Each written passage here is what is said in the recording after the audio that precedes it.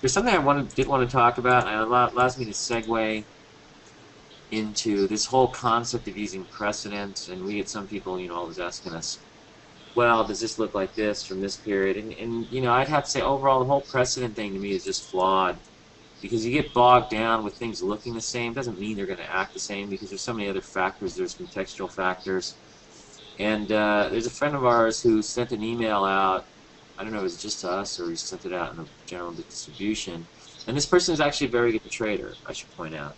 But they're saying that Oracle Corporation in 1999 resembles Intuitive Surgical in 2011. And so, let's just look at, here's Intuitive Surgical right here. I'm using, since you asked what we use, this is one of the tools I like to use. High Growth Investor Stock Software. High Growth, what is it? High Growth Stock Investor Software. And so this person sees a similarity in this pattern.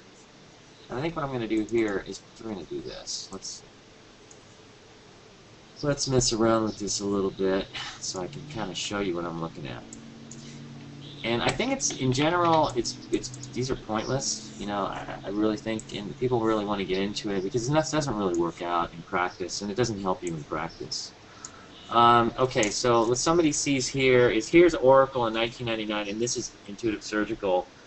And I want to take a poll here. How many people think this pattern here looks like Intuitive Surgical today? How many people? Say, type in yes if you think it does, type in no if you think it doesn't. We're taking a poll here. No, no, no, no. One yes, no, no, yes. Well, mostly no's. I would say those of you who are saying no are right. Because I don't see the, Dr. Do you see my screen, right?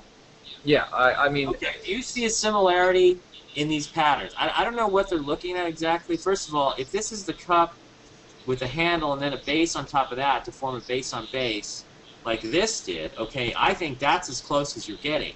But the direction of these... That's about as close as it gets. I mean, yeah, and that's about it. And see here, when you broke...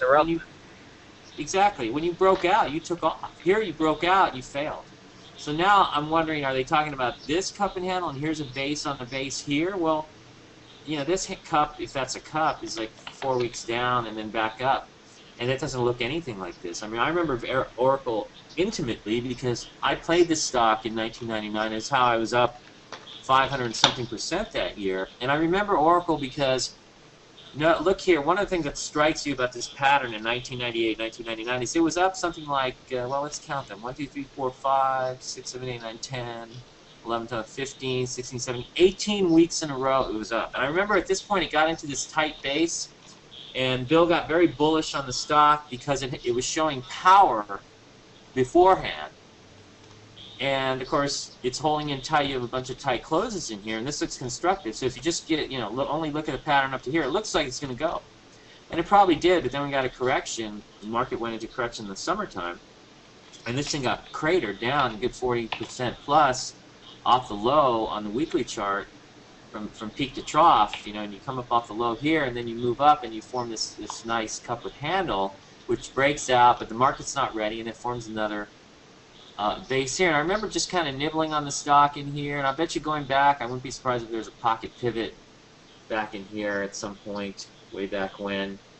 And and this is just real tight, and you can see how this holds up, whereas this is just really sloppy action in here. And so I don't really see the similarity at all. But I think, even if it did look similar, I don't think that it's useful. It's really that useful. I'll show you another. I don't know. The thing is, the tendency is that the human mind wants to see similarities. It wants to be able to simplify all the information, and it runs into a lot of trouble when it tries to oversimplify by saying, okay, this pattern looks like that. I mean, I've done data runs, where you can match up patterns that are more or less the same from one era to another, one market cycle to another, and it's meaningless. It's absolutely meaningless in terms of being able to profit in the market. It's just, if anything, it's an absolute distraction, because it might give you false confidence just because a pattern looks the same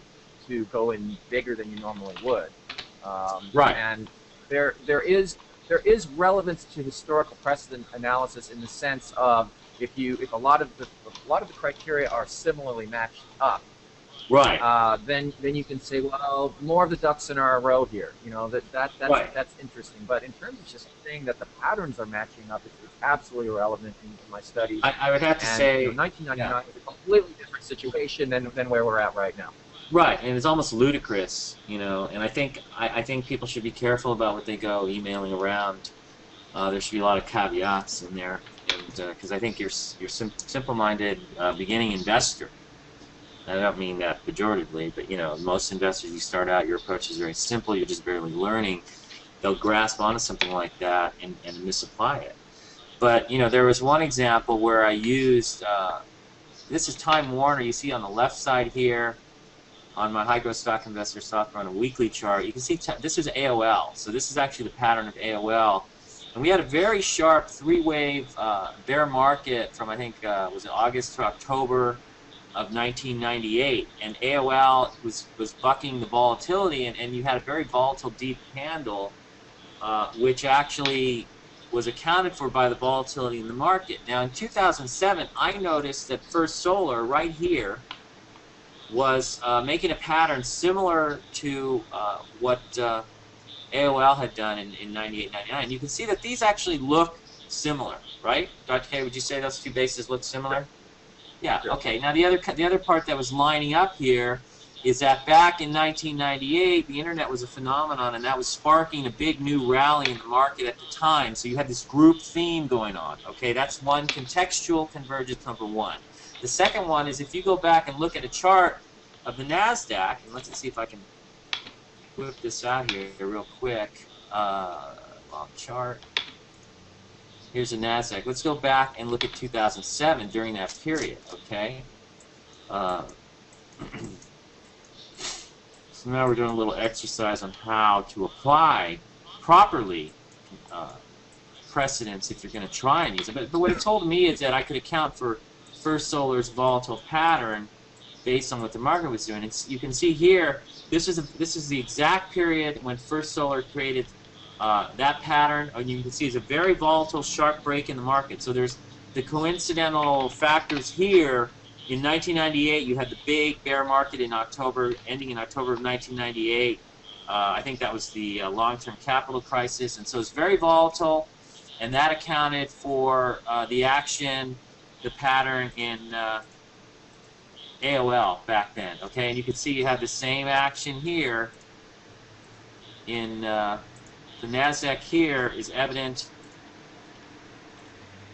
in First Solar's pattern. Okay. And so there was a contextual basis for making the comparison. So that's really, you got to be a little deeper than that. You know, just saying, oh, it's 1999 and look, this looks the same. But I would even say that the similarity, there's no similarity in those two bases between intuitive surgical and I don't know what happened here. I guess they sent me back. No similarities. I mean, as you can see it here, First Solar. Now let's go back to Oracle here. That was a wonderful time, though, wasn't it, Dr. K? I hope we someday have another market like that. People wonder whether we will. Well, you know, we'll always get new bull markets. It's just a question of when we're going to get a good, decent, persistent one. We haven't really had a long bull market since 2003, believe it or not. I mean, we've had pockets. We had 3-month bull market in late 2006, which was wonderful, amazing bull market, but it was only 3 months. But you know, you take what you can get. 2007, I think. And that's all you need. That's all you need, though. I mean, I was, you know, in '99, I was up a few percent. I think I was up like 30% coming into October of '99, and then shot up to 500-something%, just like very quickly. And so when that window opens, it's going to happen. But you got to be paying attention.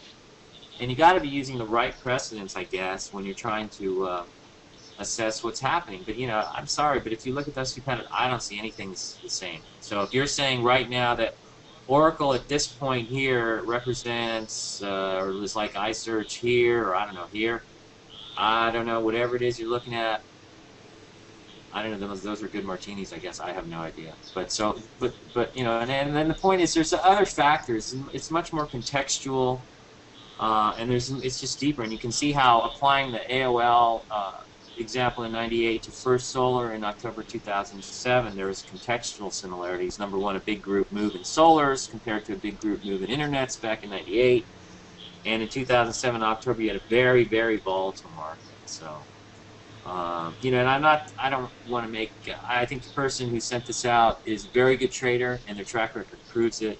But it does show that even among experienced O'Neill followers, there is, you know, there can be some misapplication or some even debate over some of these concepts, which, you know, it all gets back to what do we use in the market. We use pocket pivots, viable gap ups, base breakouts to buy stocks. With all the other characteristics, we don't really need to worry about what something looks like unless there's something contextual, such as the volatility in the pattern of First Solar back in 2007 compared to the volatility in 1998 with AOL. So that's really how we work that. And I think just be careful with trying to find precedents. You know, people always come out with that. And we find that we have the tools we need. Anyways, that's about it. We still got a bunch of you still hanging on there. Thank